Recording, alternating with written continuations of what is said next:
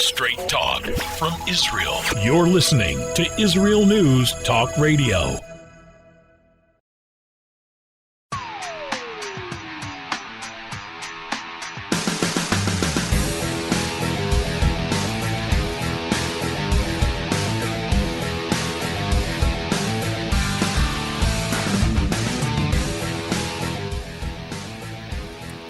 You've often heard the Arabs cry that they have their Nakba day. They have it once a year, their Nakba.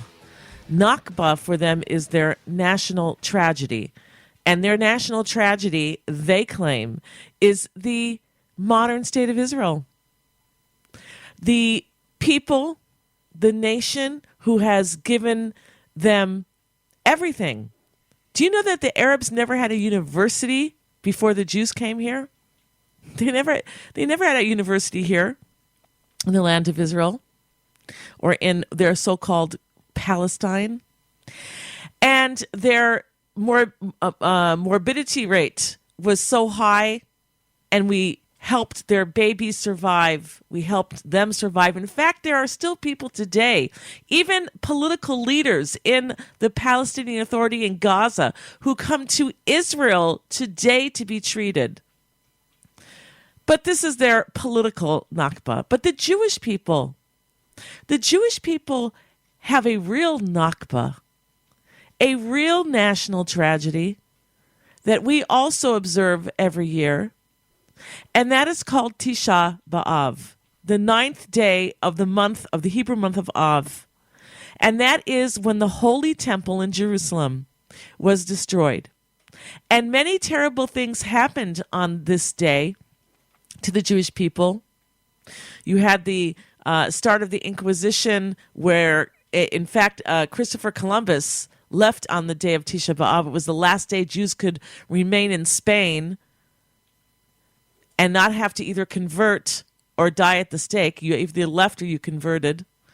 Many Jews left on that day. It was a terrible day. They say that World War I, World War II was established from things that happened on Tisha B'Av, terrible things. And throughout history, terrible things have happened on the day of Tisha B'Av, and we are going to be observing that this week as well. So, what is the holiday all about? What are the customs? Why are we still observing it? We're going to be speaking with a rabbi today, and you can too. Feel free to call in. Our numbers are on our homepage at israelnewstalkradio.com. We'll be right back.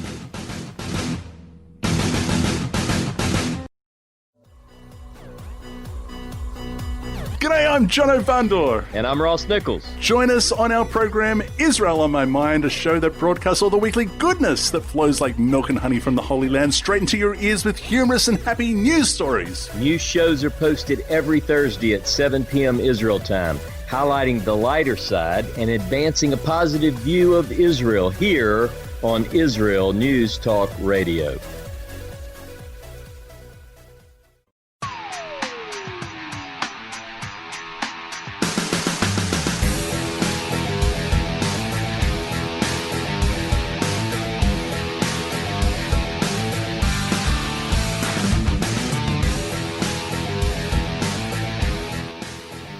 All right, we are back here at the Tamar Yonah Show on IsraelNewsTalkRadio.com, and we are observing the holiday of Tisha B'Av, the 9th of the Hebrew month of Av. This is our Nakba, our national tragedy, where the Jewish people and the world, by the way, lost the Holy Temple. The third temple, by the way, that will be built, please God, it should be soon, will be a place where all of mankind can come together and worship our Creator. It is going to be a wonderful thing, but in the meantime that we don't have it, we are mourning this. This is a national tragedy. It's actually a worldwide tragedy. And here to tell us more about this and on the mystical concepts of it as well, we have joining us Rabbi Avraham Shira. He is a therapist, teacher, and author. His book titles are Eye for an Eye and Universal Hologram, which will be out soon. He's also a teacher of Kabbalah, or Jewish mysticism, and prayer. And you can visit his website at avrahamshira.com. You can also follow him on Facebook, where he gives a lot of videos and live talks there. Welcome to the show, Rabbi Avraham Shira. Thank you, Tamar. Good morning. Good morning to you. All right. So I explained to everyone that our national tragedy, our Nakba, which is a real Nakba, by the way, is the loss of our holy temple. Tell our listeners why. I mean, we're alive today. We go to the mall. We go shopping. Even with the corona, we're doing things. What is the big deal that we don't have the temple? Well, the rabbis teach us that the loss of the temple, if the nations knew what we lost and what they lost, they would mourn even greater than we do. The temple is not just a building. It is a place of atonement. It is a place where we turn to God, where we are accepted and received in an intimate relationship with the Creator, and we heal our wounds and we pick ourselves up and we return and we become renewed and better people. When we lost the building, we lost that intimate connection that we had really experienced since the redemption from Egypt, when the divine presence was constantly near us in all different types of ways. And, being near Hashem, it sounds like the most wonderful thing in the world, but there are difficulties involved. It's like living in the palace of the king. It's a wonderful place to live in the palace, but you're always looking and afraid to touch anything because, the palace of the king, you don't want to break a cup or a vase. Bump into something. Right. So we call that in Kabbalah the aspect of judgment or din, where you live under this sense of awe and fear of making mistakes. And people don't like to live under that sense, that feeling of I'm afraid of making mistakes. But we have to have a necessary bit of that in order to maintain a proper perspective and proportion in our relationship with God. We have to love God, of course. We're commanded to love God. We say it every day. We also have to remember that He's God and we're human beings. So the temple is a symbol of that atonement, of that ability of humanity to draw close to God through various procedures and ceremonies that we do in the temple. Okay, but, people alive today, we don't even understand what a tragedy was because we never experienced the temple. And for those of us who never experienced having the temple and the opportunities that it gave us to become closer to God, we're thinking, we have a good life. I go on vacation every year. I mean, minus the corona. And I have a swimming pool in my backyard and, I go shopping and I'm good. I like to go climbing mountains and skiing. What's wrong? Well, since we haven't experienced the destruction of the temple, it's true. We lack that sense of loss. And that's why the rabbis instituted the loss. There are many customs surrounding Tisha B'Av that we keep in order to remember that we have a loss because, out of sight, out of mind. Anybody who's lost a dear relative knows that sense of loss that occurs in the beginning. But for the Jewish people, it is not enough just to remember the past. We have to feel that we are lacking something, that something is missing. And that we do even at the moments of the highest joy, like when a couple is married, we break the cup under the chuppah because we want to remember, we want to feel that something is not right, something is still absent from our relationship to the Creator. So, but in our generation, we have, unfortunately, the Holocaust. And the Holocaust is really a form of a destruction of the Jewish people. Obviously, the 6 million did not die in vain. But, and even though most of us, of course, weren't alive then, that was a huge international destruction to the Jewish people, not unlike the destruction that took place at the hands of the Romans throughout their occupation of Eretz Israel. The land of We Israel. didn't lose a building, but more importantly than Eitz and Evan, wood and stone, we lost, a great portion of an amazing population of people that, we know that they went to heaven and they're in a much better place now. But, we have to remember the loss. And to feel that, we have to have an open heart. So it's really the opening of the heart and being willing to face that sense of something is missing. So we have to realize, number one, that it's preventing us from being as close to our Creator as we can, because we don't have that opportunity. It's like trying to visit with somebody and there's no place to visit them. Like it's Right. You know what it is? It's like being on Zoom instead of being in someone's house. Or being with that person is like being on Zoom with them. Nothing wrong, nothing bad against Zoom. It helps us, but it's not as good as being there. Maybe we could put it that way. All right, so we don't have this, and maybe you can go with. I was telling somebody several days ago that I wanted to get a really good shower in, washing my hair, scrubbing it really good, et cetera, because the 9 days were going to be the next day, and I didn't want, it's a custom that we don't shower during these times because we're in a state of mourning. Also, when someone dies and we're in our 7 days of mourning, sitting Shiva, we also don't shower. Of course, there are exceptions. You can, if you're going to be getting a rash or something like that, you can clean yourself in certain places, but we don't take these lovely showers during this time.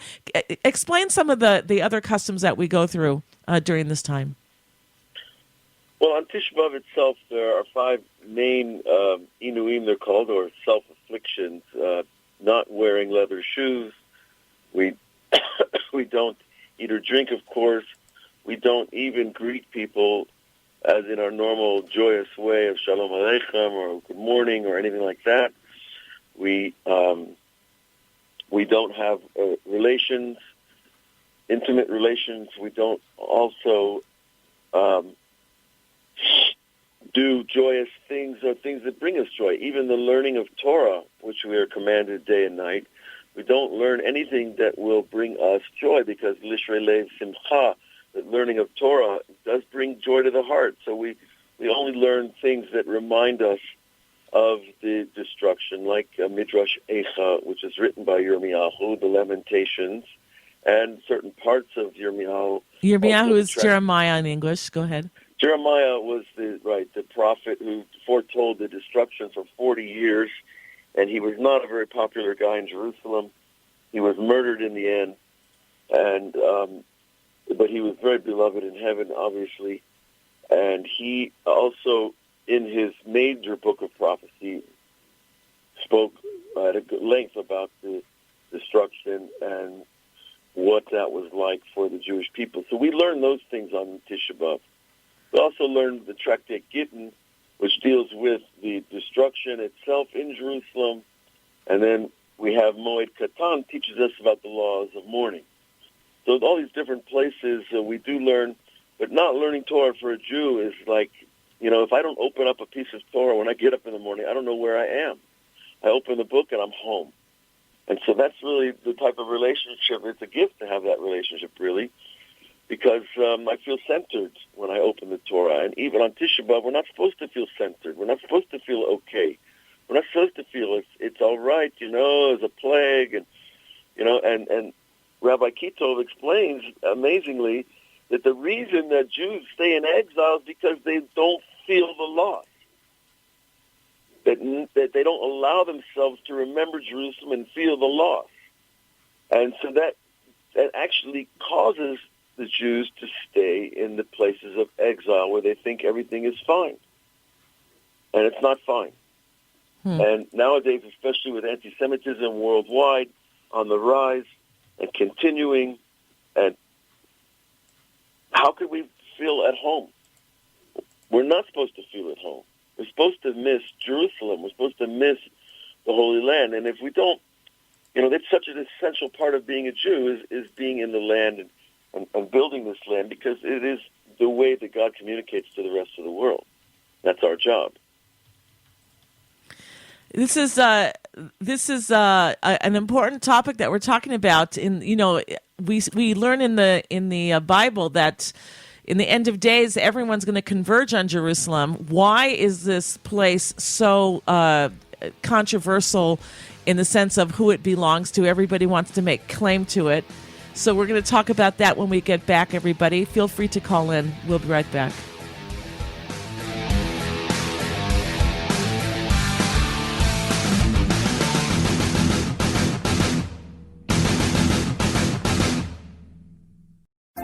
Hi, everyone. This is Andrea Simento from Jerusalem, inviting you to drop everything and join me on my show, Pull Up a Chair. We'll visit this week's quirky stories, meet fabulous guests, and discover my Israel. Together, we'll laugh, shout, and explain the topics that make us say, hey, we've got to talk about that. So get comfortable and pull up a chair with me, Andrea Simento, every Thursday on Israel News Talk Radio. Hidden treasures in the Hebrew Bible? Then join me, Rav Yitzhak Michelson, and me, William Hall, on the Science of Kabbalah, where we are seeking to narrow the gap between what we understand of our physical and spiritual worlds. So make sure to tune in every Tuesday at 5 p.m. Israel time, 10 a.m. Eastern Standard Time, here on Israel News Talk Radio.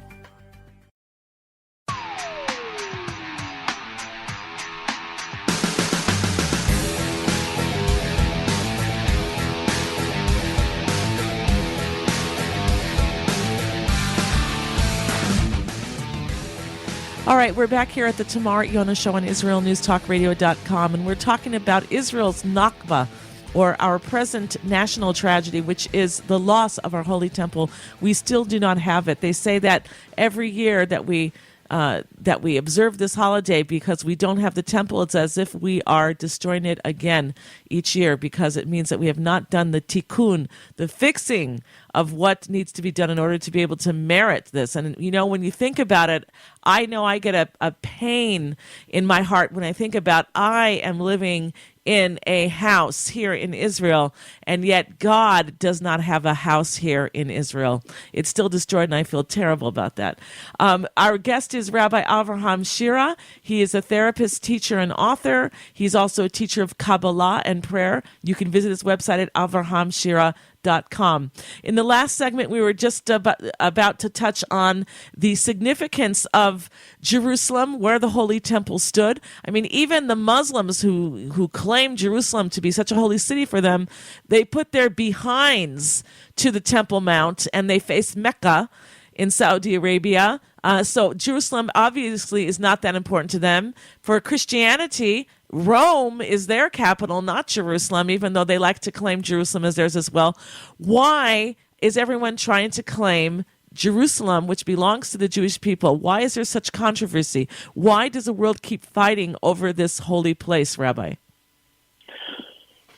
That's a very, very important question, Tamar. We know from the Bible that Adam and Eve fell from their state of grace.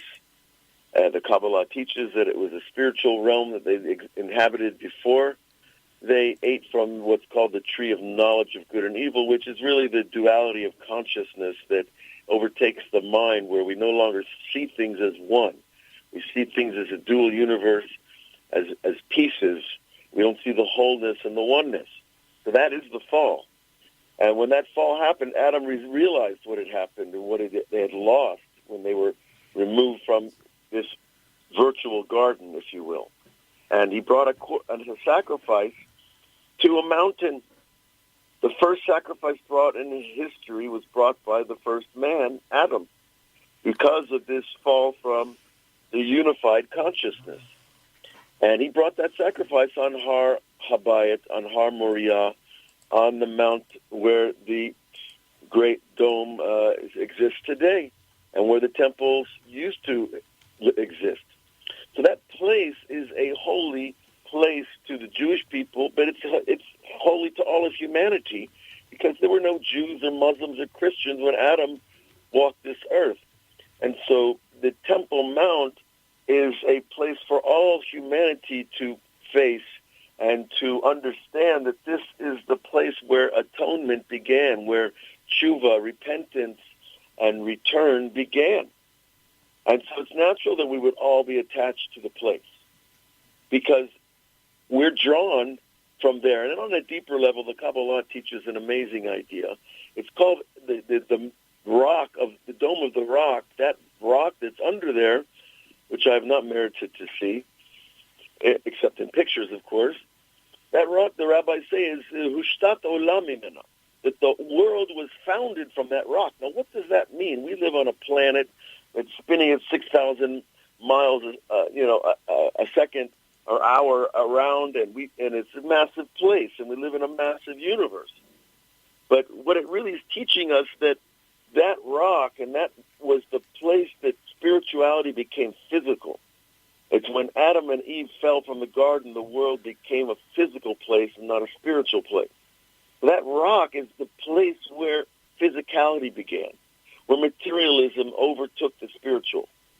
And it's therefore it's like a ultimate portal between the physical and the spiritual. And that's why we say all the prayers go up from Har Habayit, because prayer is a physical thing that becomes spiritual. So we're trying to turn the energy of the physical back to the spiritual. And that rock over there, Avraham Avinu brought his son Yitzhak as an altar there. Jacob had the dream of the ladder on that rock. And many, many great things have happened around the Even HaShetiyah, as we call it. Now, we're also told that the Aron HaKodesh, the Holy Ark, that was made famous in a couple of movies, the Holy Ark was also on that rock. So we don't take these places as simply of significance from a historical perspective. It is a spiritual significance that it is more important to us. And, Rabbi Nachman talks about it in his books, especially in Likutei Moharan, in the 70th Torah. He talks about the Mishkan, which is the mini Mikdash. It's the portable Mikdash as the place of Koach HaMoshech. And in Hebrew, Koach HaMoshech literally means the power to draw. And I translate that as gravity, spiritual gravity. Or you might even call it psychic gravity. It's where people are naturally pulled there. And because just like any vacuum pulls something into it, so too it's a spiritual vacuum. It's where the physical is drawn back to the spiritual. And so we're all drawn there, Jews, Muslims, Christians, all kinds of people that don't even come from the major religions. When they come to the Kotel, they come to the plaza there, they are pulled in by the place because that is the place of the Mishkan. The Mishkan draws the people in. The place where the divine presence dwells is the place people want to go. The Holy Zohar says that any place that's holy, you'll see birds circling above it. Now go to the Kotel on Friday night and look up and tell me what you see. You will see birds circling. And the same is true in Har Meron, on Lag BaOmer, and other holy places at holy times.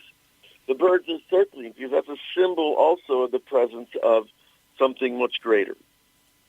So I think when we understand that, we understand the international significance of this place. And it is God's place. And God chose us to dwell here because we were the founding religion. And the other nations, I think, can respect that because they have their holy places as well. So a person who's detached because they've never known what it's like to have the Holy Temple, so they're not missing it, but they want to feel, they don't want the motions that you go through on Tisha B'Av just to be another, I have to fast again on, this coming Thursday can't go washing my clothes and putting on, freshly laundered garments, and I have to do all of this stuff to mourn, and they're just not feeling it. How does someone get the proper headset and heart set in order to really make this meaningful to them that, God willing, we won't have to do this anymore? That's a very important question. I personally will think of my own losses. About almost 4 years ago, my mother left us, and I still feel that loss. I still look at the phone and think I could just pick up the phone and call my mother, and I can't. At least not that way. Well, that's personal, but it does help open the heart to recognize that we're missing something. I also will put on Holocaust movies, to be honest with you, and not the fun, exciting ones. You know, I don't think there's too many of those, but you know, if you see and you comprehend what happened in the Holocaust, see what happened when the Romans came into Jerusalem and destroyed the holy city. What does it matter if it's a tenement in Warsaw or if it's a stone building in Jerusalem? You know, this is us. Time. The soul is above time, first of all. So to travel backwards and forward in time is natural for the soul. And so to see the destruction in Jerusalem or to see the destruction in Warsaw and other places like that, I don't think it's so hard if we just actually close our eyes and try to be there. And part of the work is to really go inside, to actually allow ourselves to contemplate it and to feel it. Now, anybody who's lost someone that they love can do that. They just have to go back to the moment that the body was buried. That is a traumatic moment, a moment of separation. And I feel like, it's not about the building, but it's about those Jews. You know, the Talmud says that the blood ran in Jerusalem up to their ankles. That's a lot of blood, you know, and for people who have only experienced terrible traumas like that, well, you know, people watch traumas every day on the movies. So why can't it be real? Why does it have to be Hollywood? Why do I have to turn to external sources? Well, the external source is only to arouse our pity and to open the heart. But here we have the real thing. We don't have Hollywood. We have the Jewish people and our path of suffering throughout the exile. There have been so many destructions. The First and the Second World War began on Tisha B'Av. The expulsion from Spain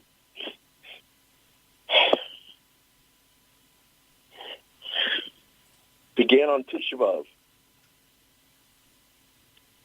This date, this synchronicity of time and place is not for nothing.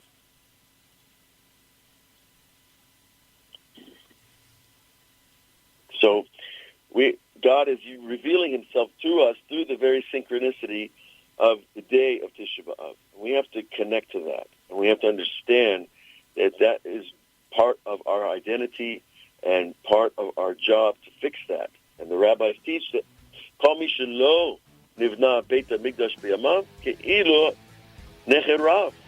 All right, when we get back, we're going to be talking about the prophecies that are supposed to happen at the end of days. We'll be right back.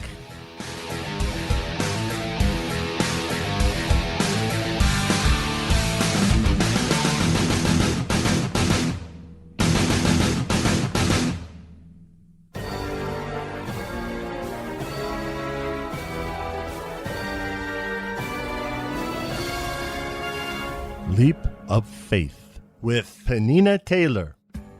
We live in the age of information, but not inspiration. If you're like me, you're looking to be inspired to reach higher, to connect more, and to grow. Well, if you want to get warm, you need to stand close to the fire. And if you want to catch fire, you need to stand close enough to get hit by the sparks. Join me, Penina Taylor, as we walk with people who have embarked on a spiritual journey towards Torah. We'll uncover what started them on their journey and what truths they discovered along the way. So prepare to be inspired as we take a leap of faith every Sunday at 5 p.m. on Israel News Talk Radio.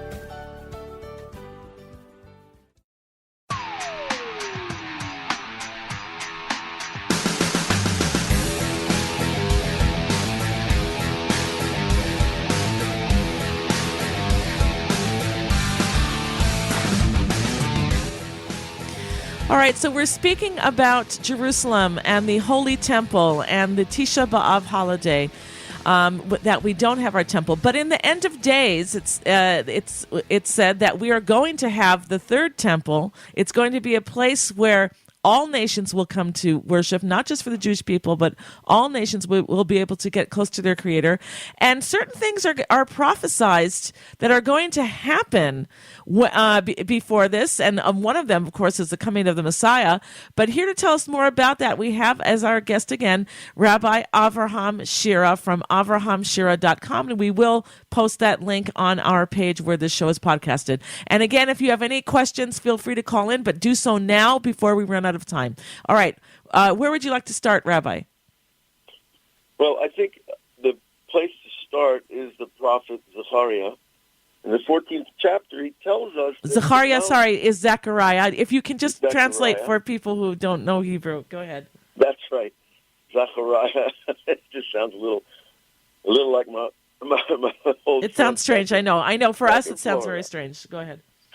Right. So in that book of the Bible, which is one of the last prophecies that were recorded for posterity, which means that they're going to happen, it says that the Har Zeitim, the Mount of Olives, will split, open, wide, and part will go north and part will go south, and a fountain of waters will emerge that will go all the way to the Dead Sea and all the way to the Mediterranean. Now, that is a big earthquake we're talking about, for a mountain to split. Well, what we found is, amazingly, that the modern geologists have found that there is a continental plate that goes a split in the continental plate goes right through Har Zeitim. And it goes perpendicular to the Dead Sea, straight to the Dead Sea. Okay, I'm just going to interrupt again. Har Zeitim is the Mount of Olives. Go ahead. That's right. The Mount of Olives sits on a continental divide between the two plates that are underneath the earth. Of course, everybody knows that the earth is made of giant masses of rock that have cracks in them. And there's a huge one that goes all the way from Africa to northern Syria, and it goes straight through the Dead Sea. So it's not any wonder that the Dead Sea is the lowest place on earth, because there happens to be a tremendous rift between the two continents going north and south. Well, perpendicular to that, there is a rift that goes straight from the Dead Sea to Jerusalem and straight to the Mount of Olives. Now, the Mount of Olives, of course, is just facing the Mount of Moriah, the Temple Mount. So that they're perfectly in line.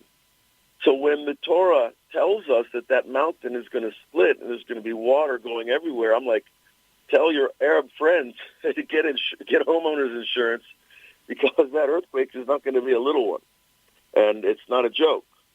But why it's important, of course, is because if there's such a natural event takes place, it's going to change the topography of the entire region, including Har Habayit, and including the Mount Mount Moriah, where this amazing rock, the Even Shtiyah, exists. So when I read this prophecy and I understood the geological significance, then it suddenly clicked to me, well, this is going to be one of the major events in the whole Messianic process, because it is not fitting that any nation destroys another nation's religious location. And I don't feel that, even though the Jewish people, we feel that the Mount of the Temple Mount is the Jewish location of our temple. Right now, there's a couple of mosques over there, and it's really not fitting, I don't believe, for one nation to destroy another nation's place of worship. The whole point of worship is to bring people together. The whole point of serving God is that we should exist in peace and understanding and wisdom and maturity, and not in internecine warfare. So the way it looks to me is, geologically, that there's going to be an event that's going to change the entire region of East Jerusalem. And when that happens, it's going to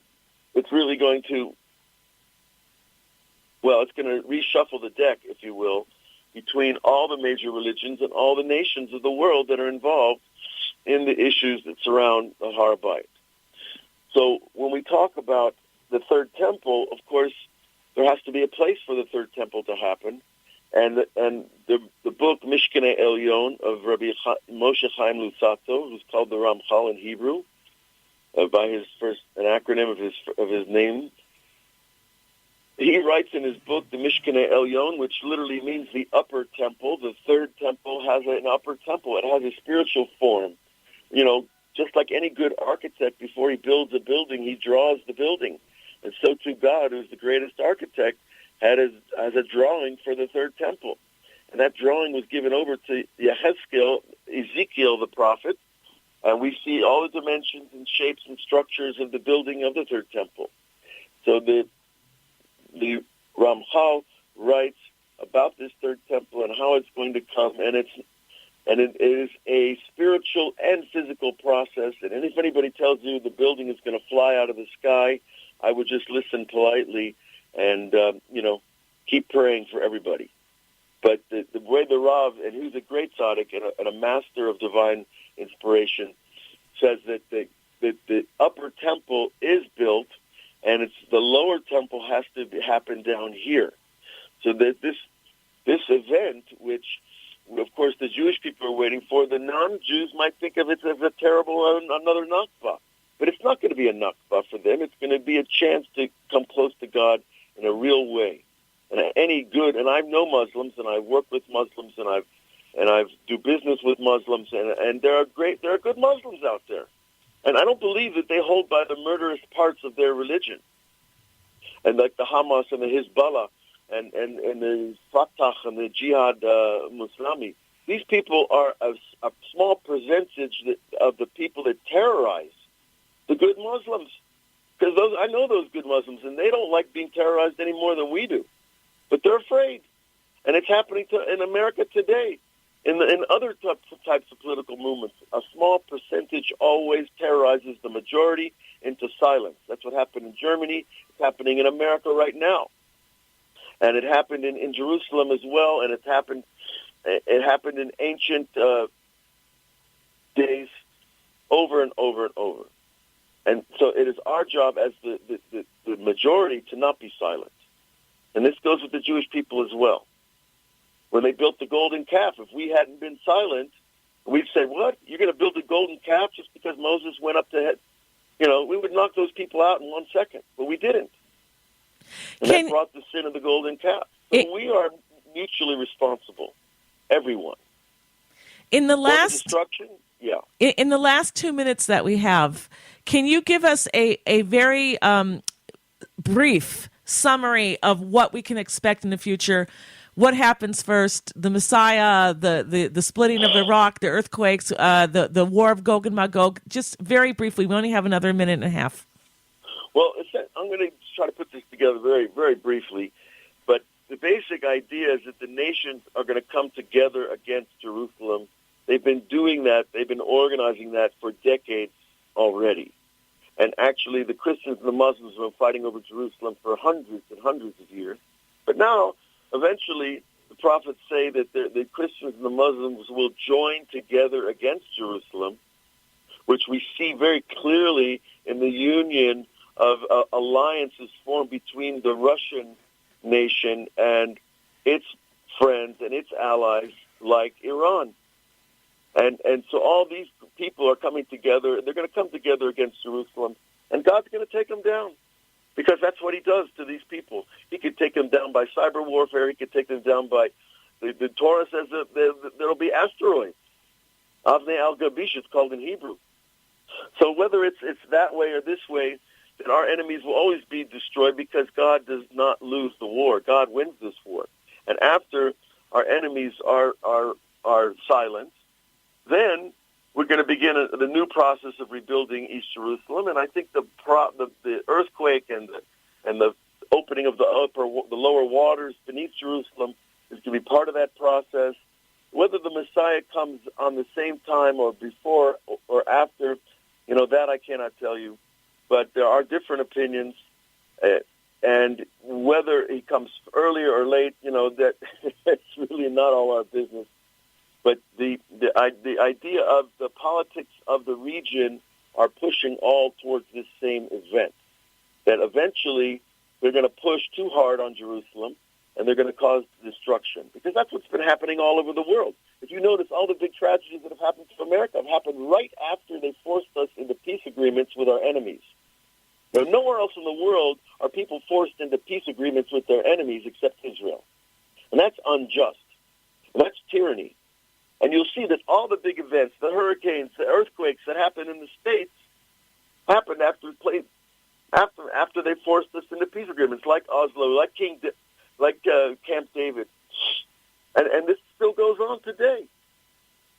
And this talk about a two-state solution, the Arabs don't want a two-state solution. They want a one-state solution. They understand who the best governors are here. And this is the talk in the streets of Bethlehem and Hebron. Everywhere, the Arabs know the truth. It's that small percentage that causes the trouble, and somebody's feeding them money. Wow. All right. So well, we're going to have to Pardon? leave it there. We've come to the end of the show. I want to thank you so much for coming on. Very interesting stuff, and I want to find out more about the asteroids. All right. We'll have to save that for another show. What? That's also in the books of the prophecies, the Avraham. Okay. So, you know. All right, another time. Thank you, Rabbi Avraham Shira, and you can visit his website at avrahamshira.com. Thanks for being with us, everyone. If you love Israel News Talk Radio, then you'll love our Facebook page. We keep you up to date on what's happening in Israel, plus little surprise treasures that we don't share on the radio. Go now to follow us on Facebook. Just look for the Israel News Talk Radio Facebook page, and don't forget to subscribe and follow us by clicking on the like button. We post great stuff there that you'll want to share. Israel News Talk Radio on Facebook and Israel News Radio on Twitter. If you're hearing this message, everyone else can too. Advertise with Israel News Talk Radio and get your message out to people. We'll build a personalized package for you. Contact advertising at israelnewstalkradio.com. Straight talk from Israel. You're listening to Israel News Talk Radio.